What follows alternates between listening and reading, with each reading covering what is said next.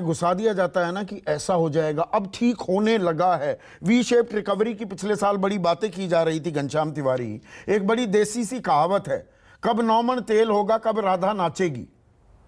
हम 9 मन तेल का इंतजार करते रहे तब तक हमारा तेल निकलता रहेगा। भाई महंगाई हम कब तक झेलेंगे, ये कोई क्यों नहीं बता रहा। नमस्कार संदीप जी, आपको, दर्शकों को और को पैनलिस्ट को। ऐसी कहावत है, नाच ना जाने आंगन टेढ़ा। देखिए, 2014 से पहले डॉक्टर मनमोहन सिंह जी जो अर्थशास्त्री हैं, वो देश की गाड़ी चला रहे थे।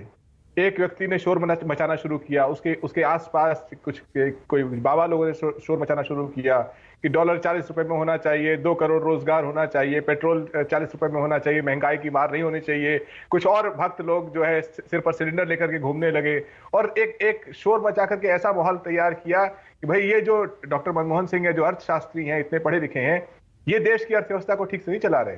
ये जो दूसरे बाबा जी हैं जो शोर मचा रहे हैं, ये अच्छे से चलाएंगे। वो बाबा जी फिर गाड़ी में बैठे, उसके बाद जब से बैठे तब से गाड़ी रिवर्स गियर में चलाई जा रहे हैं, लेकिन ये मानने को तैयार ही उन्हें गाड़ी चलाने आता नहीं है। नतीजा क्या है? इनकी सरकार बताती है कि 22 करोड़ युवा अप्लाई करते हैं जॉब के लिए, 7 लाख नौकरियां मिलती हैं।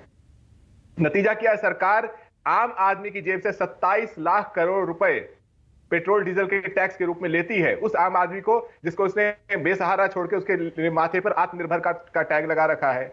नतीजा क्या है? सरकार पूरे सदन में कहती है कि जीएसटी काउंसिल जो है ये तो सभी राज्यों की सहमति से चल रहा है। अरे 33 सदस्य है जीएसटी काउंसिल में, उसमें से 80% सदस्य भारतीय जनता पार्टी के हैं। ये क्यों आप बाकी पार्टियों को बीच में लेकर के आ रहे हैं? क्योंकि आप तो नहीं, पर इसमें एक second Ghanshyam Tiwari, GST council का, और ये इस बारे में विस्तार से चर्चा की कल वित्त मंत्री ने, 2/3 वेटेज राज्यों का है, केंद्र सरकार का यह फैसला नहीं कहा जा सकता। 1/3 वेटेज है, 2/3 में क्या राज्य है, वो चाहे बीजेपी के हों या कांग्रेस के हों, वो अपने इंटरेस्ट को प्रोटेक्ट नहीं करेंगे क्या?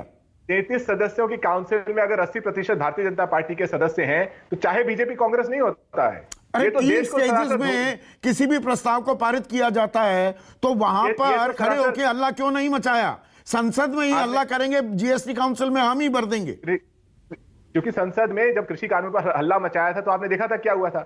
ये सरकार को लोकतंत्र पे भरोसा नहीं है। इन्होंने तो केवल बयान दिया ताकि आम आदमी गुमराह रहे कि ये जो रबर, पेंसिल, क्रेमेटोरियम, तरह तरह की चीजों पर अलग अलग तरीके से ये हॉस्पिटल के बेड्स, आपके पीजी के बेड्स। तो सरकार पैसा कहां से? अर्थव्यवस्था 2 साल से रुकी हुई थी। ये कोरोना का संक्रमण, संकट, आफत, आपातकाल जो हमने झेला, दुनिया तारीफ कर रही है कि भारत अभी स्थिति अच्छी है, मंदी में नहीं गया। अमेरिका मंदी के दौर की बात कर रहा है, यहां मंदी की आहट की बात नहीं हो रही। आपका क्या सरकार को इस बात का क्रेडिट नहीं देंगे? आपका देखिए, वो तो कह रहे हैं 80 करोड़ लोगों को फ्री फंड में। निशिकांत दुबे जी ने कहा, कहां है महंगाई? उनके एक सांसद कहते हैं, दूसरे कहते हैं फ्री फंड में। आपको तो थैंक यू बोलना चाहिए। आज की डेट में अगर आप भारत में सांस लेते हैं, एक निवाला चाहे अपनी कमाई से लेते हैं, उसे सरकार को टैक्स दीजिए और मोदी जी को थैंक यू बोलिए।